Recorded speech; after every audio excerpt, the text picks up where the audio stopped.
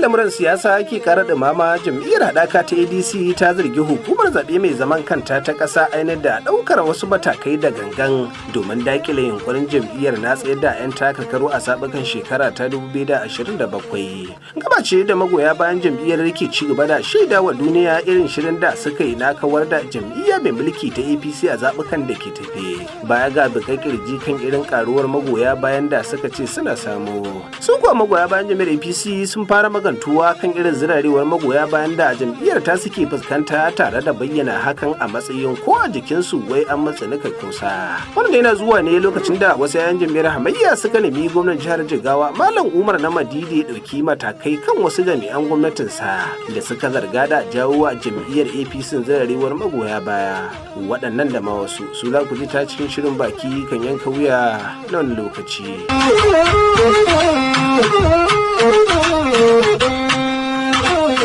Masu sauraro Nura Garba ke muku barka da wannan lokaci sannan da kasancewa da ku ta cikin shirin baki kan yanka wuyar da ke ba 'yan siyasa damar faɗin albarkacin bakin su kamar yadda kundin tsarin mulkin wannan ƙasa sashi na 39 ya ba su dama. Yana lamuran siyasa ke ƙara da mama jam'iyyar haɗaka ta ADC ta zargi hukumar zaɓe mai zaman kanta ta ƙasa INEC da ɗaukar wasu matakai na gudanarwa da gangan domin daƙile yunkurin jam'iyyar na shiga a gwabza da ita a zaɓukan shekara ta 2027.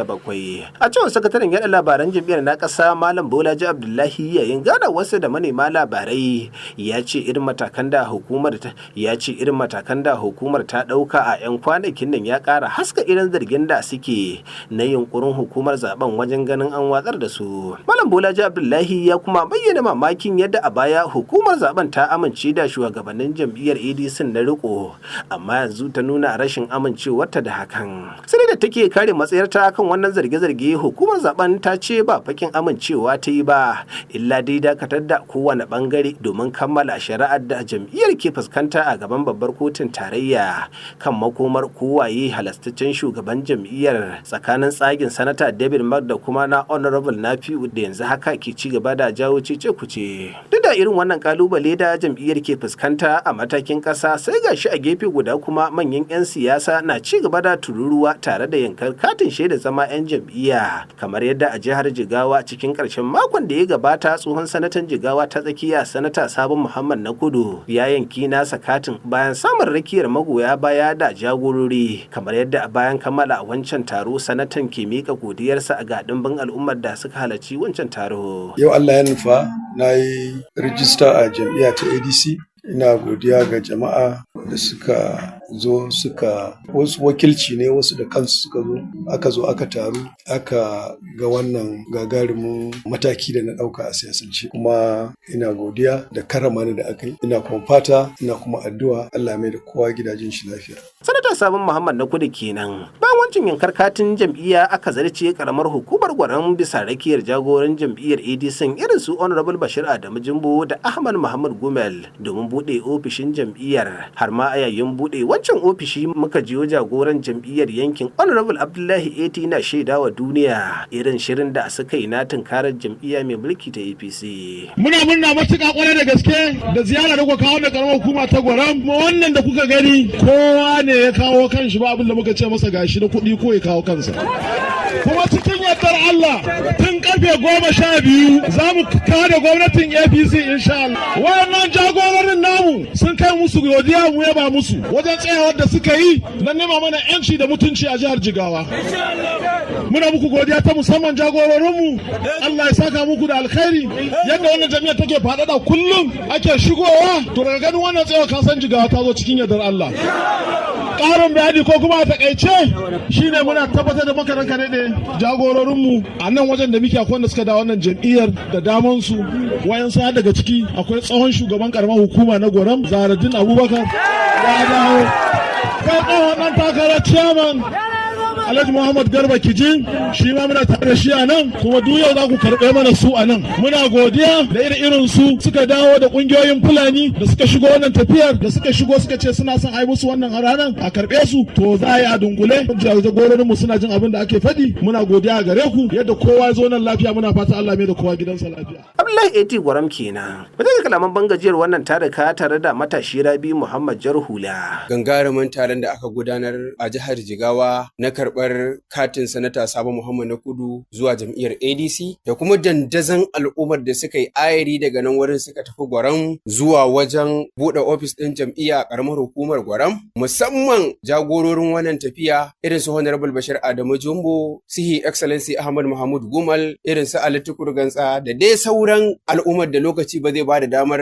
in ambato sunayensu ba. Muna godiya Ubangiji Allah ya saka da alkai. Suna cewa fahimtar taro ba mutane. Duk ɗan jihar Jigawa da yake jihar Jigawa idan ya kalli taron jiya ya tabbatar cewa jihar Jigawa ta shiga wani yanayi da za a fara cewa jam'iyyar APC inna lillahi wa inna ilaihi raji'un ƙarshen ta yazo. Kuma muna ƙara tabbatarwa al'ummar jihar Jigawa jam'iyyar ADC da ta zo ta da ƙudure-ƙudure masu kyau da take so ta kawo canji a cikin jihar Jigawa da kuma faɗin Najeriya gabaki ɗaya, wanda shekara 12 da ta wuce a baya jam'iyyar APC tana mulki a jihar Jigawa, tana zuwa wa 'yan Jigawa da firkici da yau ko bacci kake aka ce jam'iyyar APC sai ka razana. Ba za mu tsaya a haka ba sai mun tabbatar da nasarar jam'iyyar ADC a jihar Jigawa da kuma faɗin Najeriya da lungu da saƙo. Mun tabbatar da jam'iyyar ADC ta yi nasara a kowace mataki da sashe da ke faɗin Najeriya da kuma jihar Jigawa. Rabin Muhammad Jarhula kenan. Sai da yake wancan taro ya zo ne daidai lokacin da shugaban kungiyar 'yan kankana na jihar Jigawa kana shugaban matasan jam'iyyar APC mazaɓar Sindimina Alhaji Musa Dukkana ke shirya wani taro domin tabbatar da al'umma rushin jam'iyyar APC a mazaɓar ta Sindimina bayan babban gibin da ta fuskanta, kamar yadda yayin wancan taro muka jiyo guda daga cikin matasan waccan mazaɓa Rabi mai 60 na shaidawa duniya. Kuma yau muka tabbatar da cewar jam'iyyar mu ta APC tana nan daidai da yau ranar Lahadin nan da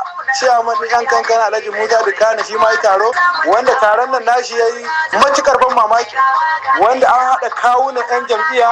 Duk wani ɗan siyasa wanda muka tabbatar ɗan siyasa ne na jam'iyyar APC mun gan shi a gurin nan. Duk wani shugabanni akwati na mazaɓar Sindimina da escort duka ba wanda bai halarci gurin nan ba. 'Yan siyasa wanda muka tabbatar da suna nan, mun tabbatar da cewar saboda haka duka wani ɗan jam'iyyar APC na ba wanda bai zo gurin nan ba. Mun tabbatar da akwai sauran goyon baya na jam'iyyar APC wanda kuma muke tabbatar za mu ƙara taimakawa, mu ƙara haɓaka, mu ƙara sanya jajircewa jikinmu, mu ƙara ba da ƙarfinmu da lafiyar mu akan mu tabbatar da gwamnan mu dan Modi Allah ya dawo mana da shi akan kujerarsa 4+4. Wancan taron da wa'ancan suka tafi jam'iyyar ADC daman mu ba kowa ce ba mu santa ba, saboda haka jam'iyyar APC ita ce muka tabbatar za mu ba wa ƙarfi mu nema mu zaɓa.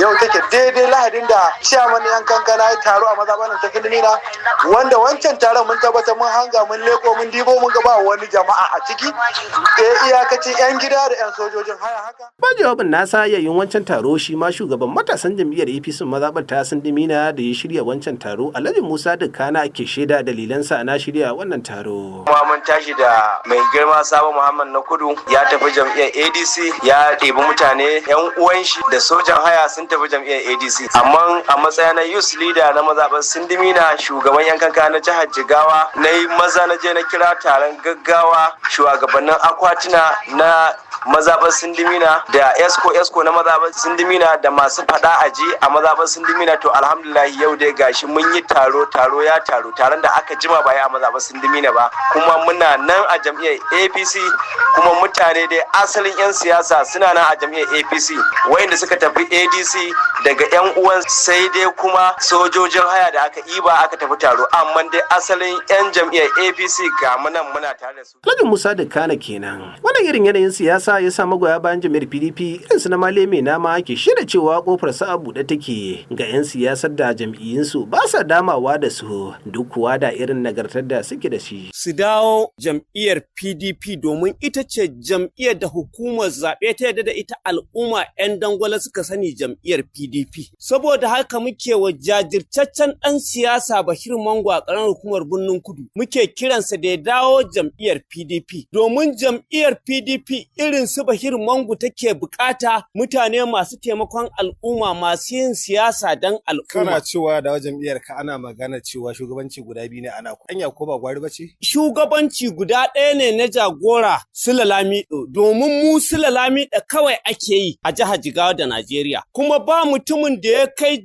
ba wata jam'iyyar da ta kai jam'iyyar PDP cancanta, shi yasa muke kira irin su Bashir Mango ku dawo jam'iyyar PDP ita ce wacce za a zo ku taimaki al'umma. Yanzu idan ka kalla ina gaya irin su Sabo Muhammad na Kudu, irin su mai girma Bala Chamo in ka zo ƙarar kuma dutse. Ku zo ku yi jam'iyyar PDP domin a ita cikakkun 'yan siyasa suke irin su Sule Lamido. Wa'yancan mutane fusatattu ne. Jam'iyyar ADC nan yanzu haka ba ta da shugabanci. Ka ce dai kawai barazana ta zama muku kuka fara maganganu kenan. Ba wai sun shiga dan al'umma ba ne, sun shiga dan biyan buƙatar kansu. Me yasa kuke neman su tafi? Wa'annan mutane masu al'umma. Na malami na Galadimawa kenan. Idan wannan cikumar da siyasa da yanzu haka ake ganin kasuwar ta na kadawa ya sa wasu 'ya'yan jam'iyyar NNPP bisa jagorancin Dr. Muhammad Gamba Jahun suka shirya wani taro domin shaida ficewarsu daga waccan jam'iyya tare da fara duba yiwuwar komawarsu jam'iyyar APC duk da cewa jagoran waccan jam'iyya ta NNPP sun koma jam'iyyar ADC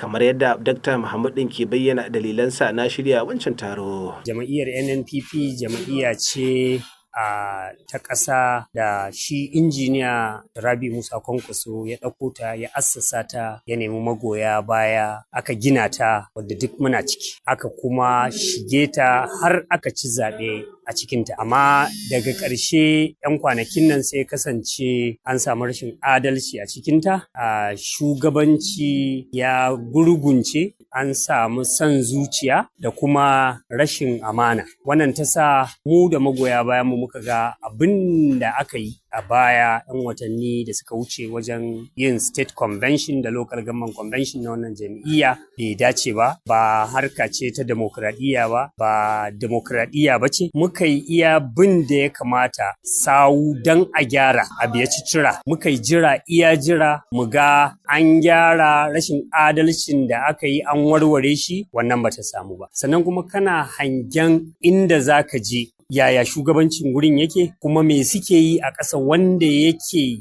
daidai da zarafi na al'umma muna kyauta zaton insha Allah jam'iyyar APC wadda shi mai girma gwamnan jihar Jigawa yake wakilta Alhaji Umar Namadi Dan Modi jama'iyya tana kwatanta adalci a jihar Jigawa. Dr. Muhammad Gamba Jahun kenan. Kuma su ma shugaban jam'iyyar APC da wannan taro yayi wa daɗi irin su Tasi Isa Gurduba bayyana jin daɗin su suke da fatan samun karuwar waɗannan magoya ba zuwa jam'iyyar APC.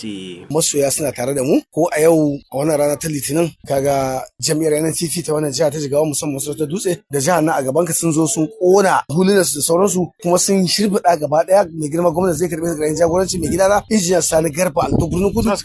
Ai magana tattaunawa ai inda ungulu ta yi koyinta ai can hanka ka ake hanyan wurin.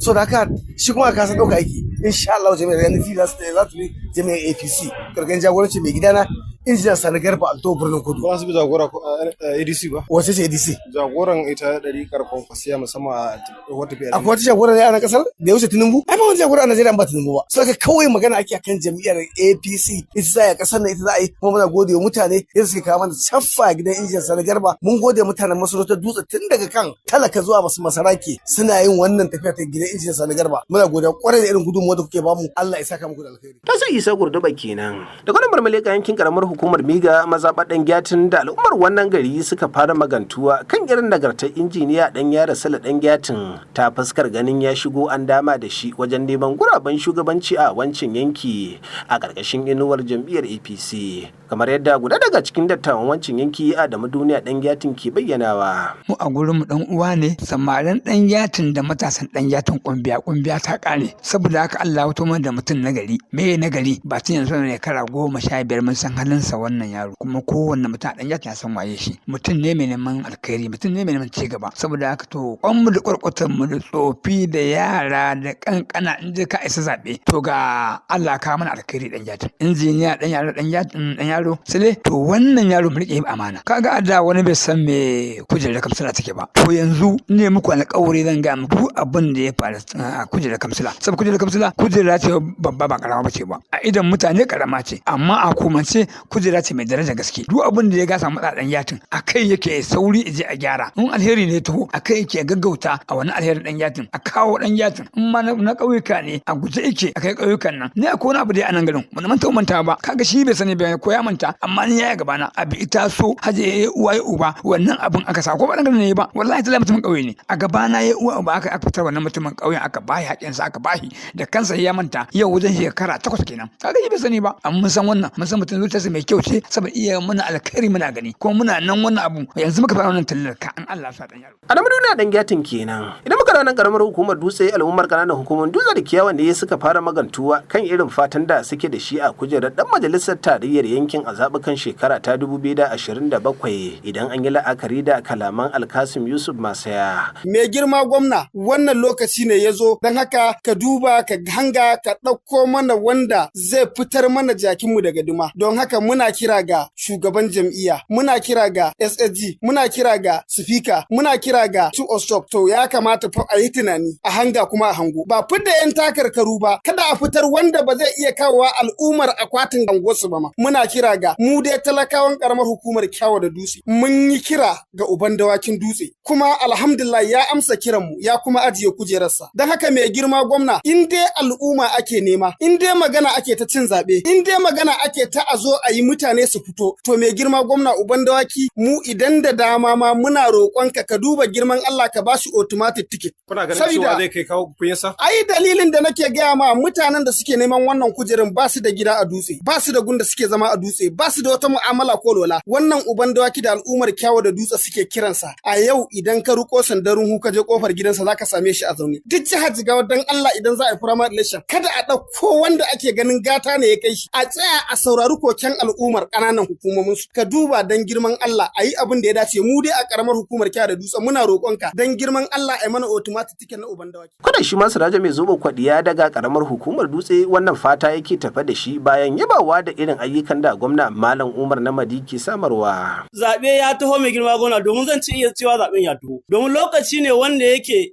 na fidda 'yan takarkaru don haka mai girma gwamna don Allah don annabi kada a yi mana mu zo mu zaɓe irin na 23 domin tsakanina da Allah wancan zaɓen da muka yi mai girma gwamna wani ma bai iya kawo akwatinsa ba da yawan su wanda kake ganin cewar masu ƙaunar ka ne masu kihin ka ne akwatunan su ba su iya kawo jami'ar APC don haka mu fitar mu yanzu mai girma gwamna idan an zo ɗaukar 'yan takarkaru na Dutse da Kyawa nan tsakani da Allah Dutse da Kyawa yanzu duk inda ka shiga bala'ar gaba ake magana duk inda ka je lungu da sako birni da ƙauye bala'ar gaba ake magana to dan girman Allah mai girma gwamna ka ɗauko mana ɗan takara wannan al'ummar Dutse da Kyawa suke ƙauna kada ka yarda da 'yan shawarwari wanda ba sa cikin su ɗauko maka mutumin da za mu zo muna 'yan kunkulusun don haka bala'ar gaba ake yi a Dutse local government Dutse Kyawa bala'ar gaba ake mai girma gwamna ɗaukowa uban dawaki a matsayin ɗan takarar Dutse da Kyawa hanya ce mafi sauki wacce za mu ci zaɓen mu daga kan mai girma gwamna zuwa ɗan majalisar Dutse da Kyawa zuwa ɗan jam'iyyar mu Bola Ahmed Tinubu a ƙaramin lokaci mai girma gwamna kafin karfe 11 mun ci zaɓen mu lafiya. Saraja bai zo bakwade kenan.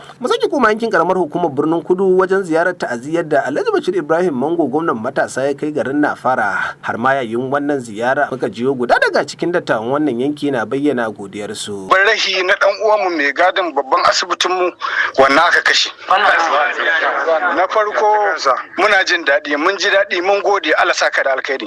Sai na biyu kuma ya kai wa babbar zawuyar mu gurin sheshi makarantar allo da islamiyya da masallaci da duk gurin da dukka wani bako na bangaren addinin musulunci in yazo nan ne gurin da muke sauka shine ya kawo ziyara gurin muka zauna da babban malamin mu shi ma yayi masa godiya domin ya ji daɗi kuma sai ya duba ya gani ga masallaci ga islamiyya kuma sai ya duba ya ga ciki ba sili shine muke koka masa muke cewa to a taimaka mana mu dai ba mu da dama da zamu je gun wani babba mu durkusa mu ci a taimake mu amma tunda Allah ya kawo gwamnan matasa muna ji a rediyo yana yi muna gani a talabijin yana yi muna gani a wayoyi barkatai yana yi haka muke koka masa ya duba wani al'amari bangaren ruwan yama a cikin wannan guri makaranta ba dan garo sun zo su mu sai naira 200 300 muna roko ya taimaka mana ga wani nan wannan makaranta ce ma gashi nan babu rufi amma katakon ya fara ballewa zartar nan da kai mana mun ji daɗi 100% domin ba mu san zaka zo ba da mun san zaka zo gurin akalla ta ka samu sama da mutum 1000.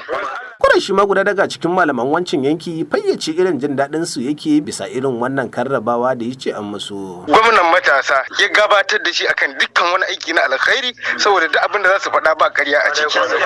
To saboda haka mun gode mun ƙara godiya. To muna ƙara jinjina bayan na jinjina wa shi wannan aboki na wakilin mu na APC a nan Lafara. Bayan na jinjina masa na ƙara jinjina wa shi gwamnan matasa akan wannan irin tafiya tasa. Sannan mun ƙara godiya ga Allah tabaraka wa ta'ala da ya ba mu gwamna mai kishin ba ma Najeriya ba duk duniya. In dai harka ce ta taimaka wa musulunci mun tabbata gwamna mai kishin duk duniya ne ba ma jihar Jigawa ko Najeriya ba. To saboda haka muna ƙara goya masa baya da addu'o'i. Wannan ina magana ne da muryar shehi na shugaban zabuyar wannan makaranta. A nan nake cewa alhamdulillahi Allah ya ƙara muku jagoranci, Allah ya ƙara tsare mana ko alfarmar Allah Muhammadu Rasulullah. Isarati min izihim qadamun fawqa al-jibal bi izzin wa bi jahikum wa bi izihim dayyuna aishal haya da man lana rabbun suwa wa katib lana bil khairiya man lana rabbun suwa wa katib lana bil khairiya man lana sayyidina Muhammadu. Ban jawabin nasu sai Alhaji Bashir Ibrahim Mango gwamnan matasa ke shaida makasudin wannan ziyara tare da ba su tabbaci wajen ganin ya mika dukkanin koken da suke da shi. Ina kuma gode mutanen garin Nafara, ina kuma ƙara jaddada muku ta'aziyya da nazo. Sabawan Allah dan uwa wadda aka zo wasu bayan Allah suka shi a gurin neman abincinsa. Allah ji kansa da rahama, Allah ya gafarta masa. Allah kuma ya kiyaye tsare gaba. Allah ya ba ku ikon haƙuri da wannan maraici.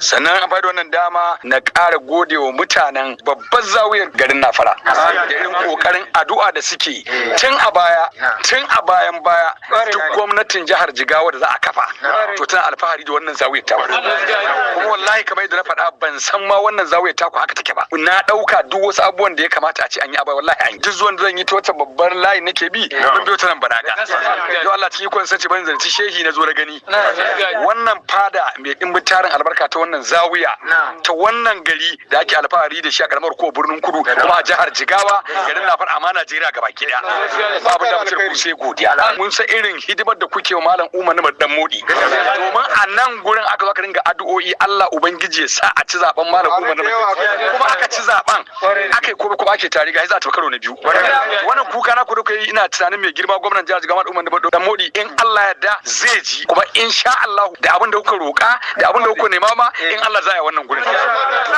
ina kira da mai girma gwamnan jihar Jigawa da makaraban gwamnati wadda suka ji wannan bayanai namu da a gaggauta kokarin yi wa mutanen nan abin alkhairi su suke bin mu bashi ba mu muke bin su ba kuma za su kara ba mu wani bashin a nan gaba kuma in Allah da zamu kai ga nasara Allah ya saka muku da alkhairi. Alhaji Bashir Ibrahim Mango kenan. Mu daga korafin kungiyar mawallafan karamar hukumar Dutse kan irin gudunmuwar da suka ce suna bayarwa amma har yanzu ba a tuna da su ba kamar dai yadda za a ji a kalaman Yakubu Muhammad mai lakabin darakta. Mai girma ciyama na karamar hukumar Dutse da kuma constituency dinmu na Dutse local government akwai matsala wallahi domin mun yi korafi dangane da abubuwan da suke faruwa da mawallafan karamar hukumar Dutse na jam'iyyar APC suna cikin wani matsala sun yi korafi kuma an ki a fuskance su sun yi korafin har sun gaji mu da muke jagorancin wannan kungiya mun yi iya abin da zamu yi domin tun muna yin contribution a tsakaninmu muna taimakon waɗanda ba su da ƙarfi waɗanda kuma sun sa rai da alƙawarurrukan da aka ɗauka za a yi mana shiru tun muna yi har yanzu mu abin mu ma ya ci ƙarfin mu mai girma ciyama muna ƙara kira a gare ka waɗannan mutane fa da kai mana alƙawari fa ya kamata a waige mu mun yi iya abin da ya kamata mun yi amfani da lokacin mu mun yi amfani da kafar sada zumunta daban-daban wajen yaɗa manufofin manufofinka da abubuwan da kake yi na alkhairi. Mai girma cewa ba mu da kushi akan abin da kake yi a karamar hukumar Dutse, amma fa ka tuna wayannan mutane namu, wannan mu gudunmawa da muka baka babu wani ciyama da a Jigawa da matasansa ko in ce 'yan midiyarsa ko in ce mawallafansa suka bashi gudunmawa kamar yadda muka baka. Mai girma ciyama ya kamata a ce a zo a duba mu, mun yi iya abin da ya kamata. Kuma a karamar hukumar Dutse local government da ga constituency din Dutse local government ma ba ta yi da mawallafa, amma yanzu ka duba yadda aka bar mu mawallafa mu ne a wannan ne, babu wani wanda ya fito ya taimaki wannan kungiya ta. Ya kuma Muhammad Darakta kenan. Murgari da kalaman Haruna Lawan Zaki tsallakawa da ke kira ga gwamnatin jihar Jigawa Malam Umar Namadi da ya dauki matakin sallamar wasu daga cikin jami'an gwamnatinsa da suke zargi suna jawo wa jam'iyyar APC zararewar magoya baya. A matsayin gwamnan jihar Jigawa kowa mu 'yan jam'iyyar PDP mun tabbatar da Malam Umar Namadi adalin gwamna ne sahihin gwamna wanda yake tausan talakawa. Yau sai aka wayi gari gwamna Namadi ya kawo wasu mutane guda 5 wanda sun zo sun shiga cikin gwamnatin suna mutane barazana suna koran mutane. Mai girma gwamnan ta Jigawa idan bai yi tauri ya kori wa'annan mutanen daga kunshin gwamnatin shi ba, yanzu aka fara fita daga jam'iyyar APC. Amma ta kake ana barin jam'iyyar APC, ku ba daɗi bane ma a matsayin ku wanda hamayya kuke da gwamnatin? Mu dama muna farin ciki yana kyautata mutane, amma wa'annan mutanen su suka watsa gwamnatin, su suke koran mutane. Yau iya son ka taimaki talaka su haushin ka suke ji. Yau ka diba ka ga bawan Allah na adalin mutumin nan a karamar hukumar Birnin Kudu wanda ya zama zakaran dafin gwajin al'ummar talakawa. Yau gashi nan fa shine karamar hukumar Birnin Kudu ta ce Bashir Mango fa idan wani huto takarar majalisar jiha ba dole an ce sai ya huto. Yanzu irin wannan abin alkhairi wa aka isa awa haka a karamar hukumar Birnin Kudu. Yau gashi nan sanata Sabo Muhammad na Kudu fa irin kowa ya san capacity shi yanda ya gina jam'iyyar APC aka ce kamar Sabo na Kudu ya bar APC ka to za a bari yan APC sun aji sun fada ba ku da ake ganin kamar abin da ma daɗe muku ba. Yan jam'iyyar APC ba za su iya fitowa gaskiya ba. Haruna Lawan Zaki tsallakawa kenan. Amma dukkan abokan aiki Muhammad Aminu Umar Shwajo, Basir Ibrahim Garu da Sani Shafi'u Katanga, sai injiniya Ayuba Aminu Dutse da ya sarrafa na'ura. Nura Garba sunana da na shirya na gabatar nake cewa mu huta lafiya daga nan Freedom Radio muryar jama'a.